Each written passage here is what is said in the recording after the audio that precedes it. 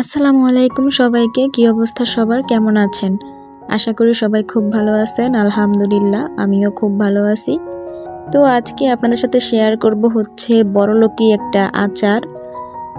Facebook, YouTube সব জায়গায় দেখা যায় গরুর মাংসের আচার, মুরগির মাংসের আচার, মাছের আচার বানায় হচ্ছে ঘরে ঘরে উদ্যোক্তা তৈরি হয়েছে। তো আমিও চিন্তা করলাম, আমিও চেষ্টা করে দেখি, যদি সাকসেসফুল হই তাহলে তো আমিও এখন উদ্যোক্তা হয়ে যাব, বিজনেস শুরু করে দিব। তো যাই হোক, এখন আমি এখানে যা যা করব ভিডিওতে দেখাবো, প্লাস হচ্ছে মুখে বলে দিব। এখন ভাই আমি হচ্ছে শেফ না যে কোনটা কতটুকু পরিমাণ দিছি সব বলে দিব, এটা আমি পারি না। আমি যা যা দিতেছি সেটা আপনাদেরকে দেখাই দিব অবশ্য। আর ভিডিও লম্বা হলে আপনারা দেখতে চান না, তো আমি চেষ্টা করব শর্ট ভিডিওর মধ্যে এটা দেখায় দেওয়ার জন্য। তো এটা হচ্ছে বড় লোকদের জন্য ভাই, এটা হচ্ছে আমাদের মতো গরিবের জন্য না। কেননা বর্তমানে বাংলাদেশের মধ্যে সবথেকে দামি জিনিস হচ্ছে গরুর মাংস। তো আমাদের মতো গরিব মিসকিনদের জন্য হচ্ছে গরুর মাংস স্বপ্নের হরিণের মতো। তো যাই হোক, এখন আমি আমার জামাইয়ের সাথে শেয়ার করলাম বিষয়টা, যে মানুষ তো এরকম রেসিপিগুলো তৈরি করতেছে, আমিও চেষ্টা করতে চাই আর কি, দেখি পারি কিনা। তো সে বলতেছে যে তুমি চেষ্টা করবা, খাওয়া গেলেই হয়। যাই হোক, একটু হালকা পরিমাণ আমাকে রোস্ট করে দিছিল। যাই হোক, আত্মবিশ্বাস নিয়ে ঝাঁপায় পড়লাম হচ্ছে গরুর মাংস নিয়ে রেসিপি করার জন্য। এটা হচ্ছে একদম বড়লোকি খানদানি আচারের রেসিপি। এখানে আমি রসুন নিয়ে নিচ্ছি, শুকনা মরিচ নিছি, চিনি নাইতে একটু মিষ্টি নিছি, আর এখানে সরষা বাটা, তেঁতুল ভিজায় নিছি। তেঁতুলটাকে ব্যালেন্স করার জন্য হচ্ছে চিনির পরিবর্তে মিষ্টি নিলাম, ওখানে 5 ফোড়ন।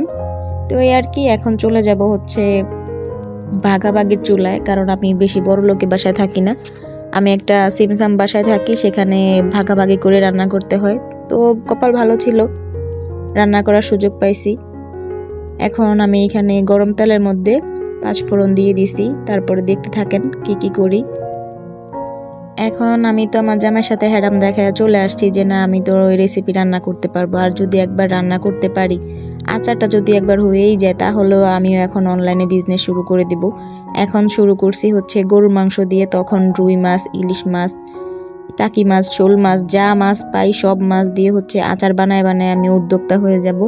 বিরাট বিজনেসম্যান, বিজনেস ম্যাগনেট যা হয় সব কিছু হয়ে যাব।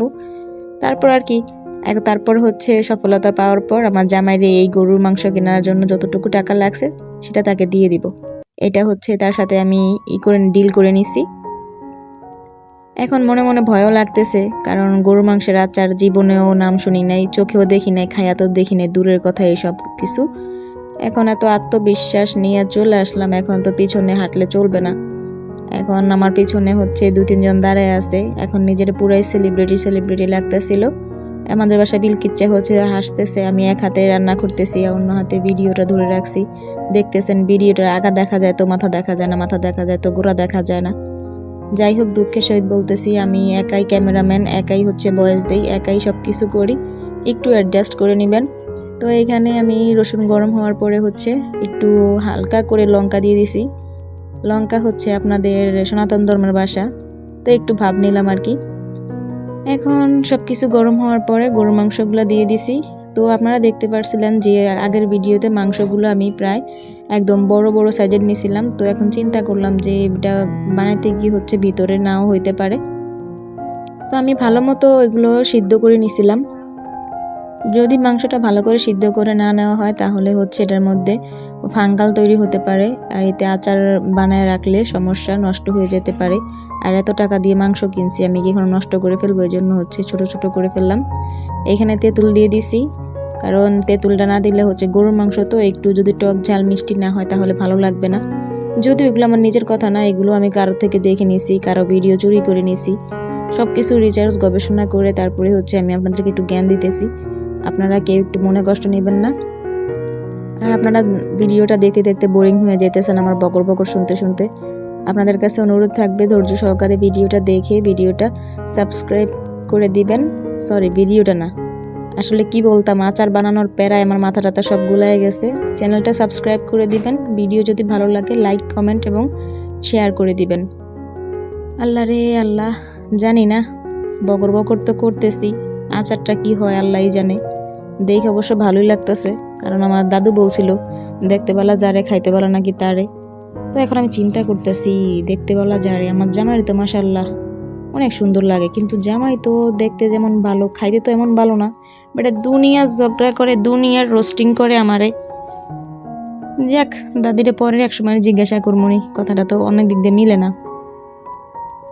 তো আপনারা ধৈর্য সহকারে ভিডিওটা দেখেন আর আমার বক বক শুনেন। আমার কথা যদি আপনাদের বিরক্ত লাগে তাও আপনারা কমেন্ট বক্সে জানাই দিবেন। তো দেখতেছেন মাংসটা লাড়তে লাড়তে একদম অবস্থা খারাপ করে ফেলছি, সব কিছু মশলা টশলা দেওয়া শেষ। এখন হচ্ছে ঝাঁকানাকা করে লাড়তে হবে। দুনিয়ার সব কিছু বন্ধ হয়ে যাইতে পারে, কিন্তু লাড়ালাড়ি ঝাঁকাঝাঁকি বন্ধ হবে না, কারণ এটা যে মশলাটা দিছি এটা নাহলে নিচে পোড়া লেগে যাবে, তখন খেতে ভালো লাগবে না, আর এত টাকার মাংস ধুদাই ফালানো যাবে। যাই হোক, সবশেষে আমার আচার হয়ে গেছে, দেখতে এরকম হয়েছে সুন্দর। মাশাআল্লাহ মাশাআল্লাহ, দেখতে তো সুন্দরই লাগতেছে, খাইতে কেমন হবে জানি না। তো এটা আমি আপনার বাড়ির জন্য বানায় রাখছি, আপনার ভাই বাড়িতে আসলে ওকে দিয়ে টেস্ট করাবো, সেটাও ভিডিওতে দেখিয়ে দিব ইনশাআল্লাহ। তো আপনারা ভিডিওটা শেষ পর্যন্ত দেখার জন্য সবাইকে ধন্যবাদ। রেসিপিটা কেমন লেগেছে সেটা অবশ্যই জানাবেন। আজকের মতো ভালো থাকবেন, আল্লাহ হাফিজ, আসসালামু আলাইকুম।